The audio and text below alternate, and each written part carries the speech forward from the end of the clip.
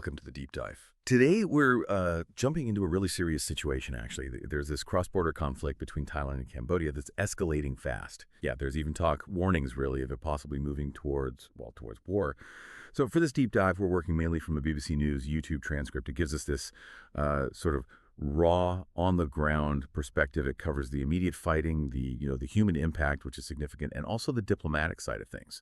Our job today, really, is to pull out the key insights from this material. We want to give you a clear picture of what's happening and maybe what it suggests about these kinds of conflicts today. Okay, so let's unpack this a bit. The core event seems to be these further cross-border exchanges, as the source puts it. This is happening between the Thai military and Cambodian troops, and it follows some deadly fighting that broke out just the day before this report. So it's an ongoing thing. Right, it's an escalation. And I think the first thing that really jumps out when you look at the source is the human cost, or at least the reported human cost. You see the stark difference. Bangkok is reporting 15 people killed, and get this, 14 of them civilians, plus nearly 50 injured. Wow, 14 civilians, that's high. It is, but then Cambodia, they're reporting just one death. One. That's a huge discrepancy. Exactly. And, this kind of difference, it often tells you something about how the information itself is becoming part of the conflict, right? Yeah. One side might emphasize civilian deaths to maybe gain international sympathy.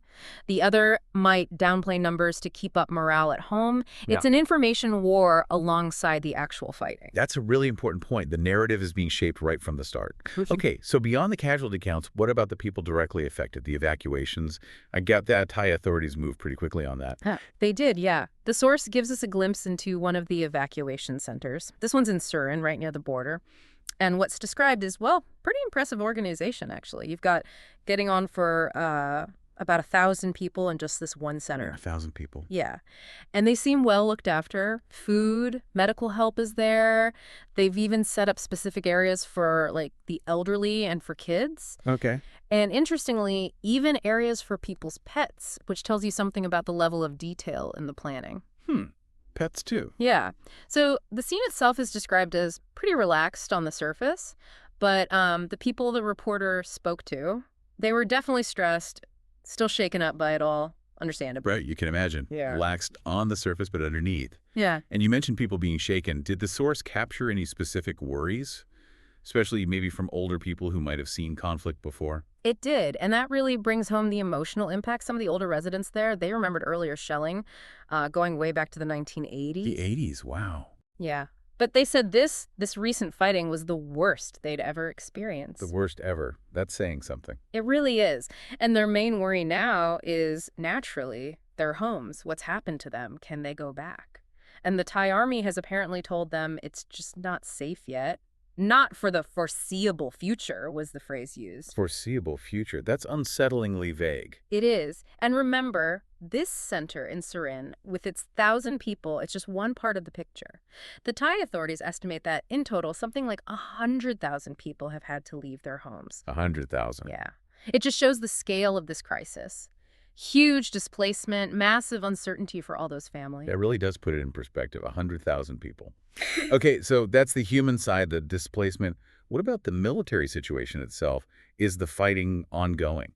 Well, according to the source, at the time of reporting, yes, there were still exchanges of gunfire happening, and there had been artillery exchanges overnight. So it hasn't really calmed down on the front line? No, not really. Both armies have apparently reinforced their positions. They've brought in more troops, more hardware, presumably, and they're basically facing off in what the report calls a state of very high alert. It sounds like a really tense standoff. A standoff, okay. An uncomfortable stalemate is another phrase that comes to mind from the outline. That's a good description. And within this stalemate, you're seeing these really serious accusations being thrown around. For instance, Cambodia is accusing the Thai military of using cluster munitions. Cluster munitions. Wow, okay, that's a very serious charge. Those things are banned by many countries because of the danger to civilians, right? Exactly. They scatter smaller bomblets, cause indiscriminate harm, and leave unexploded ordnance behind for potentially years. It's a huge humanitarian concern. And what about Thailand's side? Are they making accusations too? Yes. Thailand has apparently long complained, according to the source, about Cambodians laying illegal landmines. Another weapon that causes terrible indiscriminate injuries, often long after any fighting stops. They say Thai soldiers have been injured by these mines. So landmines and cluster munitions, these aren't just routine complaints. These are accusations of, well, potential war crimes, aren't they? Pretty much. It escalates the rhetoric significantly. As you said earlier, it's like they're trying to frame the other side using the language of international law. Okay, so we have this dangerous military situation, these grave accusations. What's happening on the diplomatic front to try and, pull things back from the brink? You mentioned the UN. That's right. Both Thailand and Cambodia have sent letters to the UN Security Council, and a meeting was actually scheduled for the day this report came out, specifically to discuss this conflict. So yes, high-level diplomacy is happening. Okay, that sounds like a positive step at least, engaging the UN. It is a step, but here's the sort of paradox, maybe.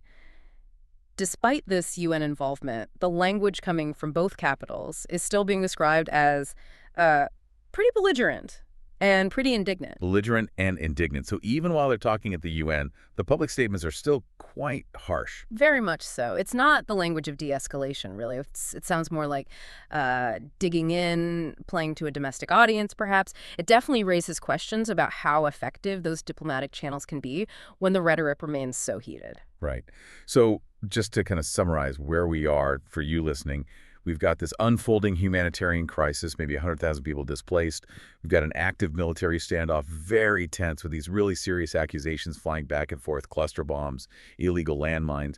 And then we have diplomacy happening at the highest level, the UN Security Council, but is running up against this really belligerent language from both sides. Exactly. And that brings us to the final thought, the sort of takeaway question from all this. You have this uncomfortable stalemate, as we called it. You have the ongoing belligerent language. You have those very specific, very serious accusations. What does all that actually mean for the chances of this situation cooling down anytime soon? And maybe more crucially, for the people affected. When can those 100,000 displaced people even begin to think about going home? Given everything we've just heard, Well, that's the big unanswered question hanging over everything, isn't it?